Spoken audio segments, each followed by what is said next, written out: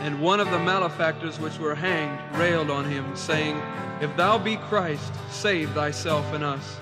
But the other answering rebuked him, saying, Dost not thou fear God, seeing thou art in the same condemnation? And we indeed justly, for we receive the due reward of our deeds. But this man hath done nothing amiss. And he said unto Jesus, Lord, remember me when thou comest into thy kingdom.